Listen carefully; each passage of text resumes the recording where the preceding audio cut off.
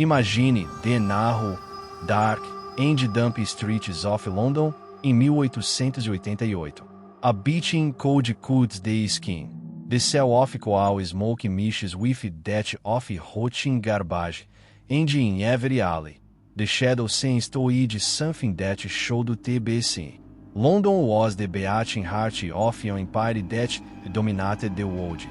But in Whitechapel, in the city's east end, the empire showed its most cruel side.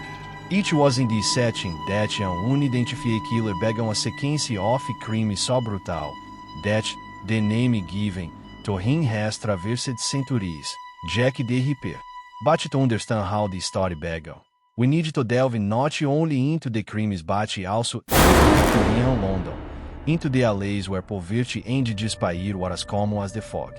London, 1888, the divided city. The end of the 19th century was an era of contrast.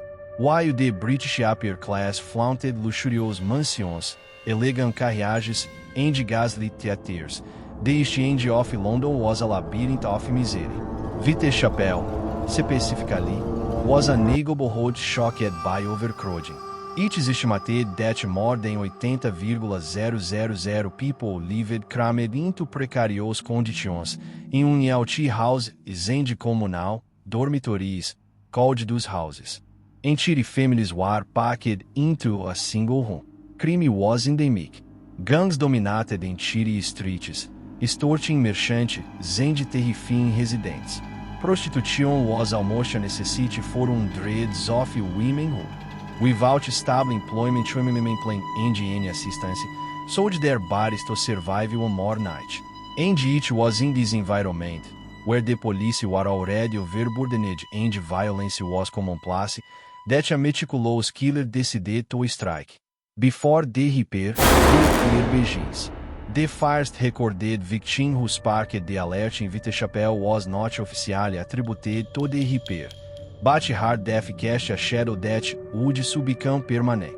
On April 3, 1888, Emma Elizabeth Smith, a 45-year-old prostitute, was attacked by a group of men.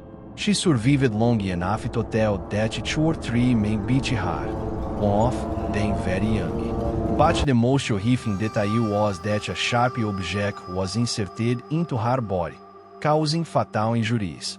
Emma died in the hospital the next day.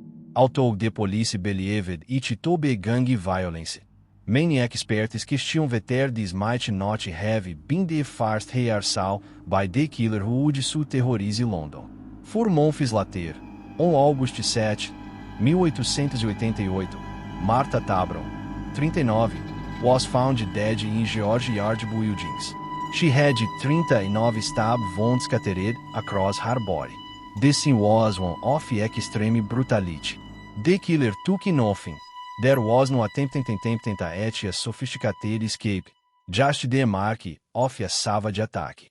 Although the modus operandi did not entirely fit the crimes that would follow, many believe that Martha might have been the Ripper's first actual victim. His initial attempt before perfecting his method. Whitechapel no longer slept peacefully. The official start, Polly Nichols. In the early hours of August 31, 1888, police found the body of Mary A. Nichols, known as Polly. She was 43 and survived in cheap lodging houses, by a few coins for a bed. That night, without enough money, she went to the streets to try and find clients. Her body was discovered around 3:40 da manhã on Vauxhall. The scene was disturbing. Her throat had been cut twice, nearly decapitating her. Her abdomen was mangled, and deep cuts ran across her stomach. This scene marked a clear difference. There was no gang attack or crime of opportunity here. It was something meticulous, calculated, almost surgical. The killer didn't just kill. He wanted to leave a message. The news spread quickly, and fear gripped the streets. But few imagined that this was only the beginning. Annie Chapman, the terror, is confirmed.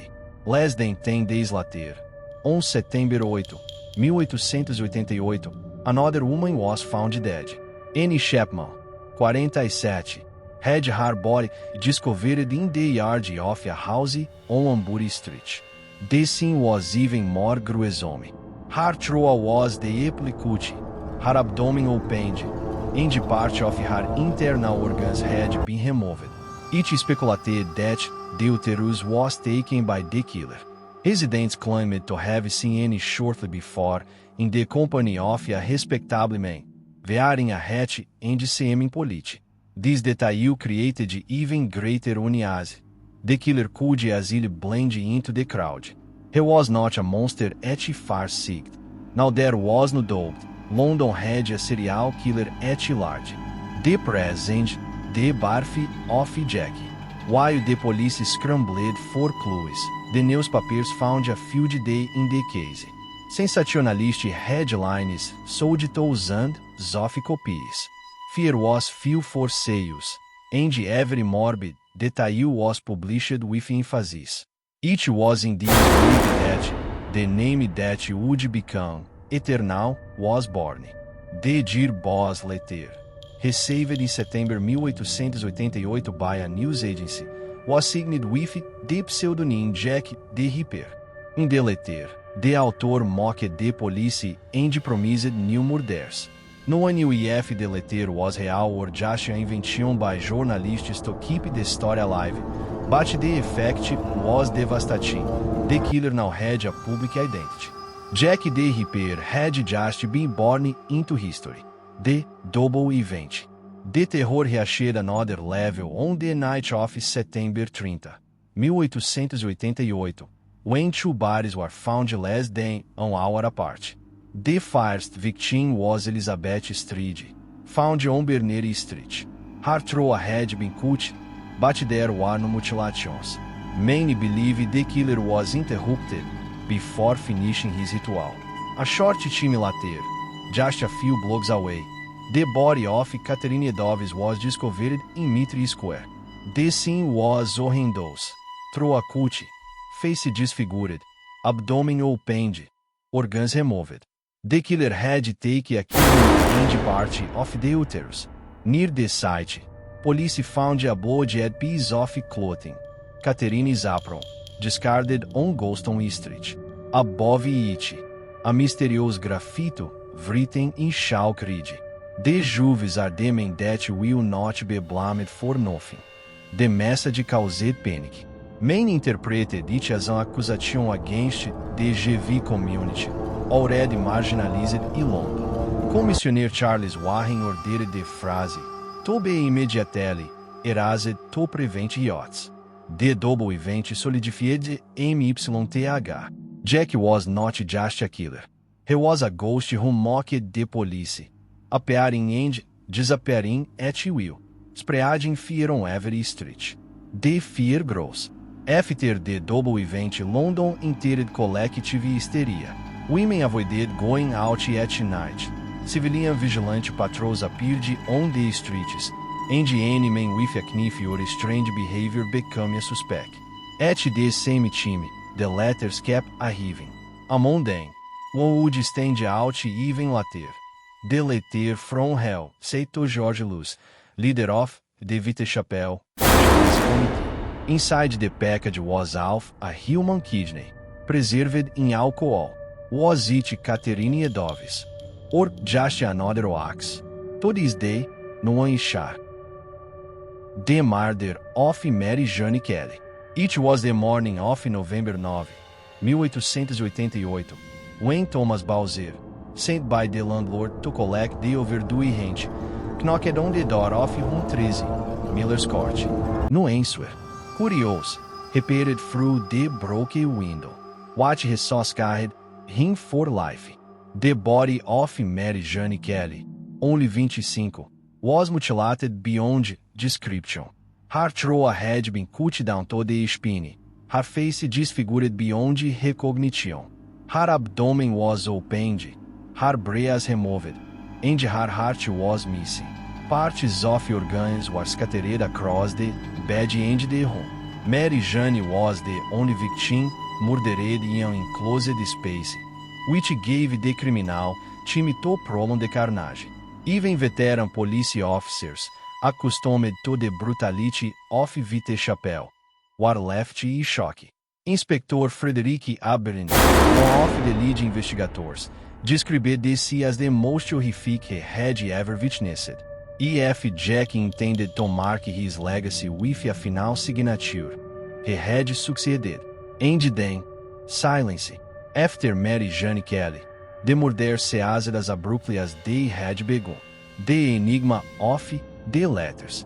During the months of terror, hundreds of letters reached newsrooms and police stations. Most were clearly fakes, the result of bad jokes or a desire for notoriety. But three of them stood out. The Dear Boss letter, received in September 1888 by the Central News Agency. It was here that the killer, real or fake, first signed off as Jack the Ripper. The tone was scornful, mocking the police and promising new crimes. The Saucy Jack postcard, sent shortly after the double event. It made direct reference to the attack on two women on the same night, suggesting the author knew details before the press. This generated suspicions of authenticity. The From Hell letter. The most disturbing, received by George Luce, leader of the Vite Chapelle Vigilance Committee. It was accompanied by alpha human kidney, preserved in alcohol. The author claimed to have taken the organ from one of the victims and eaten the other Alfred. The From Hell letter has never been proven genuine, but the presence of the kidney still intrigues scholars. Was it a macabre prank, or the only true message from the killer? The hunt for the Ripper. The police interviewed over 2,000 people, investigated about 300, and arrested 80. Even so, the case was never solved. The alleys of Vite Chapelle became a labyrinth of frustration for investigators. Poorly getting, public distrusts, and the lack of forensic technology made capture nearly impossible. Furthermore, the sensationalist press created new theories every week, putting even more pressure on the authorities and fueling the MYTH. But among so many suspects, a few names stood out and have endured through the centuries. The main suspects: Aaron Kosminski, a Polish immigrant and barber by trade, with a history of mental instability. He was committed to an asylum years later and died in 1919. Some police documents suggest he was strongly suspected. Em 2014, a DNA study found on one of Catherine Dove's clothes rekindled the theory that Kosminski could be Jack. Montague John Druitt, a Lavier and teacher, considered cultured and respectable. He was found dead in the River Thames in December 1888, in an apparent suicide. Some investigators at the team believed he killed himself after the crimes, which might explain the sudden end of the murders. Michael Ostrog, a professional criminal of Russian origin. Although listed among Scotland Yard's main suspects, there is no solid evidence against him. Walter Sickert, a famous impressionist painter. Decades later, author Patricia Corvel championed the thesis that he was the Ripper, claiming to have found DNA on letters attributed to the killer. The theory, however, is widely contested by experts. Prince Albert Victor, Duke of Clarence, Queen Victoria's grandson, was the target of one of the most famous conspiracy theories. The legend claimed he was connected to the murders due to an alleged royal scandal. Serious historians, however, dismiss this hypothesis as pure speculation. The Royal Doctor. Some theories argue that Jack had surgical knowledge due to the precision of the cuts. This led to suspicion falling on local doctors, midwives, and even royal surgeons. Theories and mysteries. Despite the investigations, no conclusive evidence has ever been found. Because of this, The case became fertile ground for theories.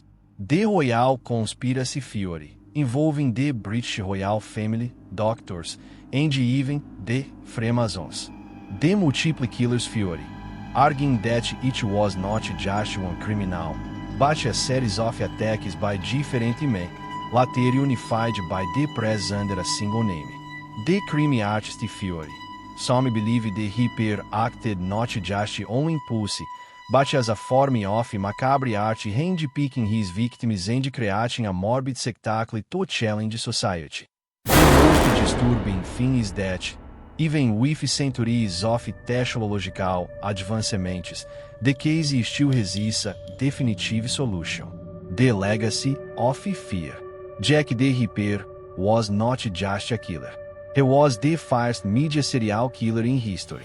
His crime changed the way the press reported violence, turning murders into a spectacle. The streets of Whitechapel became a tourist attraction. Even today, there are guided night tours that take the curious to each crime scene. Books, filmes, séries, and documentaries continue to explore every detail of the story, as if the public were still searching for an answer that might never come. The Ripper also exposed the social wounds of Victorian England, extreme poverty, the vulnerability of marginalized women, and the system's inability to protect them. The Eternal Mystery. More than 130 years later, Jack the Ripper remains an enigma. Did he die shortly after the crimes, flee to another country, or simply change his method, becoming unrecognizable? Every time new investigative technology emerges, so too does the hope of finally identifying the culprit. But so far, the Ripper continues to lurk from the shadows, as if he won the game against the police, against society, and against time. Epilogue. In the Dark Alleys of Whitechapel, em 1888, not only a series of brutal murders was born, an indestructible MYTH was also born, a symbol of faceless evil, of the killer who was never caught. The name Jack the Ripper echoes today not just as a criminal, but as the personification of a mystery that seems to have no end. And perhaps this is precisely the secret of his endurance, not knowing who he was. Because as long as Jack's identity remains hidden, every shadow in every dark alley in the world could hide a new Ripper.